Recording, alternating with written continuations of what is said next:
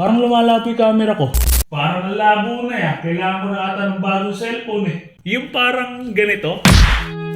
Pasensya na kayo. Sobrang excited ko. Na-unbox ko na kahapon pa. Pero syempre, binilang ko rin kayo mga kamorge ng AirPods. Ipamimigay ko yung 5 AirPods na to basta tapusin nyo yung video para malaman ninyo yung mechanics. O baka sabihin ninyo hindi ko binili yung cellphone na to at yung 5 AirPods na to, eto yung resibo.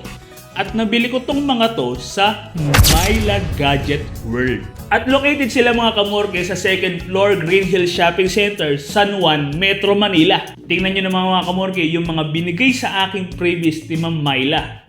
4 na case at yung charger. Kaya sa inyo mga kamorge na naghahanap ng legit na store sa Green Hills, maire-recommend ko po sa inyo ang Myla Gadget World. Sobrang subok po ito at totoong legit. At ako na ang naninigurado sa inyo mga kamorge na legit itong store na to, ang Myla Gadget World, dahil ang may-ari po nito ay kababayan ko.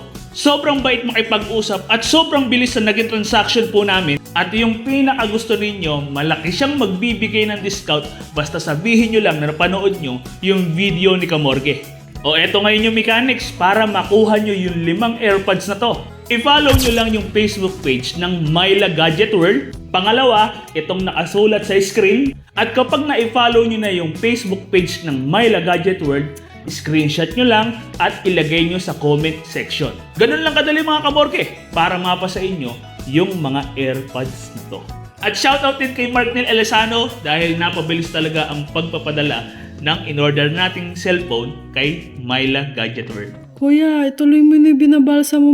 Kanina pa kami naghihintay dito.